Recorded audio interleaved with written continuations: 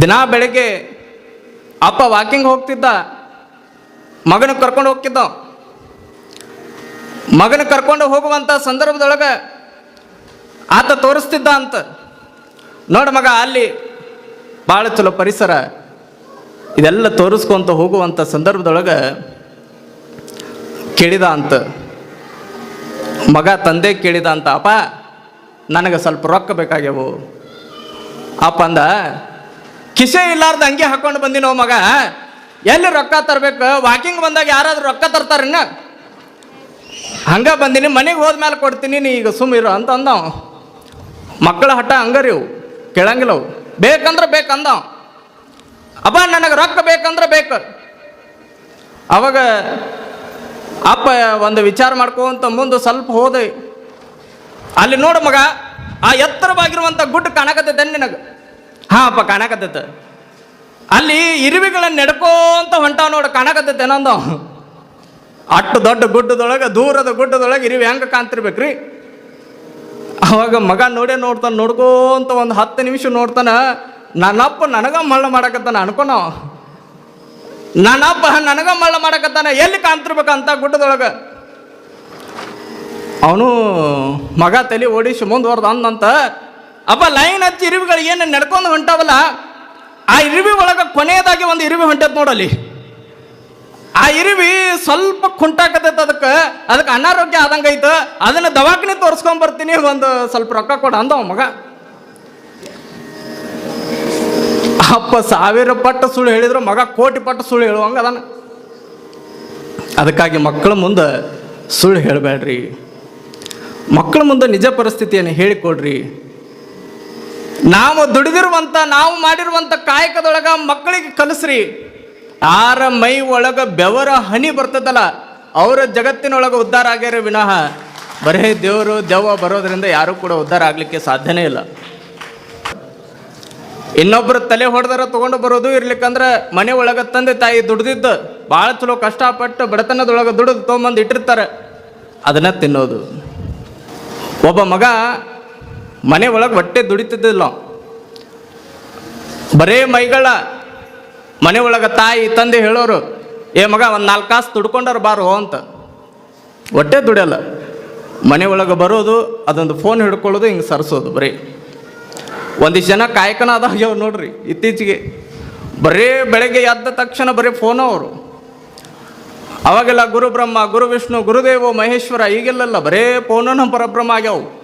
ಒಂದು ನೋಡಿದೆ ಈ ಇನ್ಸ್ಟಾಗ್ರಾಮ್ ಒಳಗೆ, ತಂದೆನೂ ಕೂಡ ಮನೆ ಒಳಗೆ ಫೋನ್ ಹಿಡ್ಕೊಂಡು ಕುಂತಾನ, ತಾಯಿನೂ ಕೂಡ ಫೋನ್ ಹಿಡ್ಕೊಂಡು ಕೂತಾಳೆ.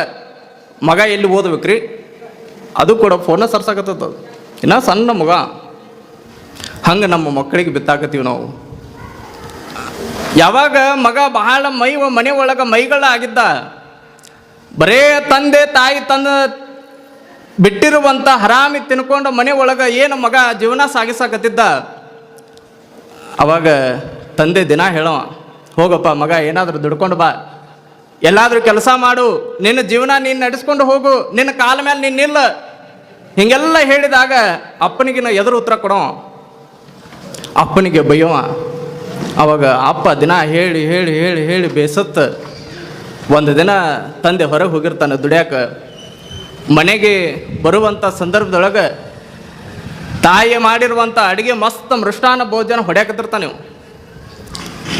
ತಟ್ಟೆ ಒಳಗೆ ಎಲ್ಲ ಮಸ್ತ್ ಮೃಷ್ಟಾನ್ನ ಭೋಜನವನ್ನು ಹಾಕ್ಕೊಂಡು ಉಣ್ಣುವಂಥ ಸಂದರ್ಭದೊಳಗೆ ತಂದೆ ಆ ಬಾಗಿಲ ಒಳಗೆ ಬಂದು ನೋಡ್ತಾನೆ. ಮಗನ ಅವಸ್ಥೆಯನ್ನು ನೋಡಿರುವಂಥ ತಂದೆ ಆ ಚಪ್ಪಲಿಯನ್ನೇ ಒಳಗೆ ಹಾಕ್ಕೊಂಡು ಬಂದು ಆ ತಟ್ಟೆ ಒಳಗೆ ಕಾಲಿಟ್ಟು ಬಿಡ್ತಾನೆ. ಅವಾಗ ಹೆಂಗಾಗಿರಬಾರ್ದ್ರಿ? ಒಂದು ಊಟ ಮಾಡಬೇಕಾಗಿತ್ತಂದ್ರೆ ಈ ಚಪ್ಪಲಿ ಸಮೇತವಾಗಿ ಉಣ್ಣು, ಇಲ್ಲ ಅಂದ್ರೆ ಈ ಊಟವನ್ನು ಹಾಕೋಬೇಡ. ಅವಾಗ ಮಗನ ಕಣ್ಣಿನೊಳಗೆ ನೀರು ಬರ್ತಾವೆ. ಮಗನ ಕಣ್ಣಿನೊಳಗೆ ನೀರು ಸುರಿಸ್ಕೊಂತ ಮಗ ವಿಚಾರ ಮಾಡಿ, ಒಂದು 5-10 ನಿಮಿಷ ವಿಚಾರ ಮಾಡಿ ಆ ಪಾದರಕ್ಷೆಯನ್ನು ತೆಗೆದುಕೊಂಡು ತನ್ನ ಬೆಡ್ರೂಮ್ ಒಳಗೆ ಹೋಗಿ ಅದನ್ನು ತೊಳೆದು ಇಡ್ತಾನಲ್ಲಿ.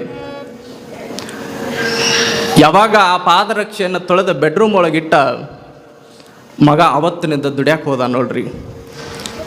ನನ್ನ ಸಲುವಾಗಿ ಅಲ್ಲಂದ್ರೂ ಕೂಡ ನನ್ನ ತಂದೆ ಸಲುವಾಗಿ ದುಡಿಬೇಕಂತ ದುಡಿತಾ ದುಡಿತಾ ದುಡಿತಾ ಹೆಂಗೆ ಬೆಳೆದ ಅಂದ್ರೆ ಮುಂದೆ 100 ಕೋಟಿ ಒಡೆಯಕ್ಕನ ಭಾಳ ದೊಡ್ಡ ಐಷಾರಾಮಿ ಕಾರ್ ತೆಗೆದುಕೊಳ್ತಾನಂತ. ಭಾಳ ಐಷಾರಾಮಿ 50 ಲಕ್ಷ ರೂಪಾಯಿಯ ಬಂಗಲೆಯನ್ನು ಕಟ್ಟಿಸಿ ಆ ಮನೆ ಪೂಜೆ ಮಾಡುವಂಥ ಸಂದರ್ಭದೊಳಗೆ ಜಗಲಿ ಮ್ಯಾಲೆ ನೀವು ದೇವ್ರ ಫೋಟೋ ಇಟ್ಟು ಪೂಜೆ ಮಾಡ್ತೀರಿ.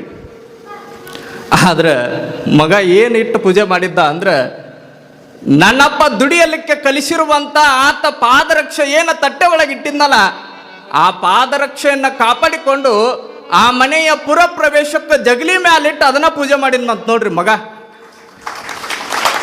ಈಗ ಹಂಗಾಗಿ ಅಂದ್ರೆ ಅಪರೂಪ ಮಕ್ಕಳು ಇರೋದು ಒಬ್ಬನೇ ಇರ್ತಾನ ಮಗ. ಅವನಿಗೇನು ಬಡಿಯೋದ್ರಿ, ಅವನಿಗೇನು ಹೇಳೋದು? ಮಕ್ಕಳು ಮನೆಗೆ ಸ್ಮಾರಕ ಆಗಬೇಕಾಗಿತ್ತಂದ್ರೆ ಮಕ್ಕಳು ಮನೆಗೆ ಮಾರಕ ಆಗಬಾರ್ದು ಅಂತ ನಿಮ್ಮ ತಲೆ ಒಳಗಿದ್ರೆ ಮಕ್ಕಳಿಗೆ ಒಳ್ಳೆಯ ಸಂಸ್ಕಾರವನ್ನು ಕೊಡೋದು ಕಲೀರಿ.